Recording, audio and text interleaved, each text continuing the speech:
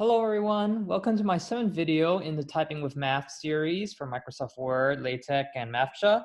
Today we're going to be looking at how to write down summations, products, integrals, and limits with bounds this time. Now I have to give you a quick note that in order to type out the infinity symbol, which I might be using a lot, you have to type down / then INFTY. So like so. And sorry, infinity doesn't work. I'll try it right now. I spell out the word infinity. Nope, you get nothing. So that's the way it has to do it. Recall that we created this particular summation symbol in the last video using this particular keystroke symbols, keystroke string, code, whatever. So this is the rule which will apply for all of these 4 operators. Basically, you notice how we have 2 spacebars here, right? After the first spacebar, like right over here, you'll be adding in subscripts and superscripts in any order. So let's say I want to create the summation of a sequence a sub n from n equals 0 to n equals 1. No big problem. Just click insert here, type in sum, press the spacebar once. Now I can go in any order, type in n equals 0 to n equals 1, raised to the power of n equals 1, and I get like that, voila. And I end up with a summation sigma notation with actual bounds, lower and upper bounds, and type in the a sub n. Now say that I only inserted the operator without the bounds. So for instance, I had like just the sigma notation here. Oh, here's a neat thing you can do. You can manually highlight or right-click the argument. This will take some patience. It sometimes will register right away, sometimes will not. And you can reveal or conceal your upper and lower bounds and adjust the alignment of where they are. So I just right-click this argument here. Yeah, see, it doesn't work right away. Sometimes it's a hit or miss. There we go. And it gives us free key buttons that you can press: change limit locations, show lower limit, and show upper limit. I'm going to do this to both first.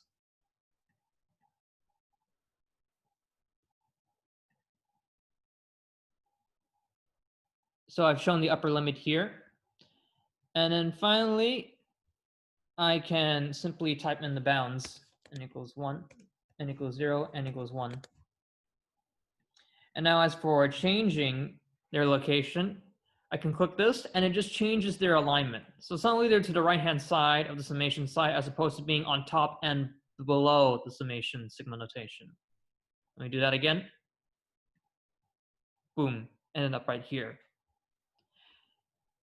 And so I'll quickly go over an example in terms of like keystrokes. So here I've written out the full keystrokes for the famous Riemann zeta function of what you would have to do. So you just put in / zeta here, equals sign, sum, space bar. And here you put in your subscripts or superscripts. And once again, they could be in any order. So the best way to get better at this is to just practice. So let me try practicing with writing down a couple of equations right now. My apologies if it takes a little bit of time.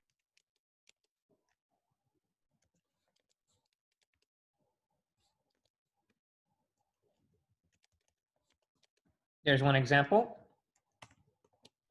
Here's another example.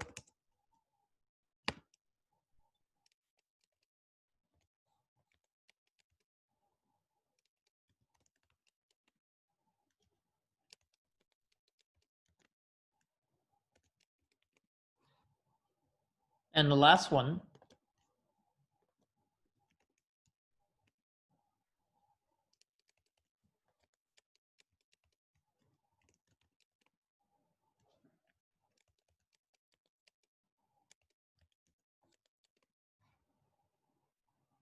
And that's it.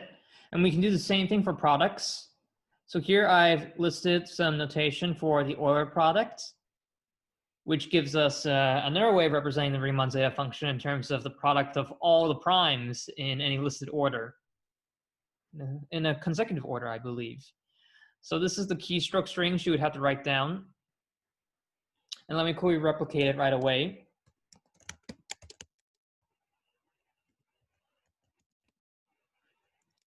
And k equals 1, oops, k equals 1, the k equals infinity. Voila, end up there. And then 1 over 1 minus 1 over p to the over p to the s subscript k. There we go. I had to do a couple of extra spaces there. Sorry about that, but basically I just recreated it. They were done.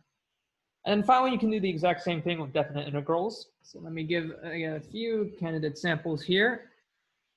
And let's do rule of 3. So I get int 1, 3, and then I get x squared plus 2 dx. You're done. Here's another one. Int 1 pi over 3 sine of x dx.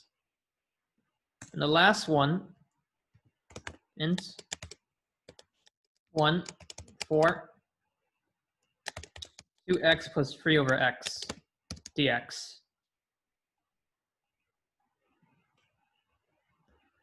And finally, you can do the exact same thing with limits here. So limit, and I make a subscript x. Then in order to create an arrow, I simply press the, well, horizontal dash bar along with a right-hand side arrow, and I get this, or the greater than sign. I get an arrow. And I just type in infinity. So this is an infinite limit, which corresponds to a horizontal asymptote. So I get 3x minus 2 over 2x plus 1. And I can keep doing this again. I'll give 2 more examples.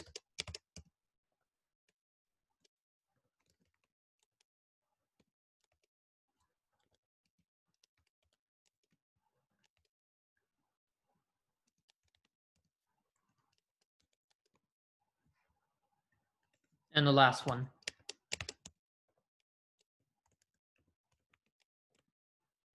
Let's make it.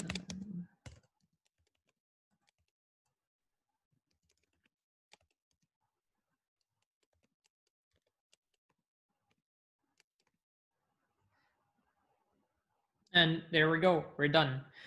Now you can do the exact same thing with these guys over here. Let me just show it to you in terms of highlighting it and then changing the operator. Change the locations. Voila, suddenly the limits of integration, which were more to the right-hand side, are now center aligned. And this is a very weird thing. I have no idea in what case you would want to do this, but you can actually place the limit above the base, like so. It's an actual weird thing that you have. And once again, you can remove the limit entirely. And then you're just left with that. And yeah, just my favorite limit definition, the definition of the natural exponent here, just to gauge your fancy. So most of these formulas, at least the very generic ones, come from James Stewart Early Transcendentals, the 7th edition for calculus, the Haas IB SO Math book, the 3rd edition of it, and then the recent IB HO Math Analysis and Approaches, 1st edition by Harsett et al.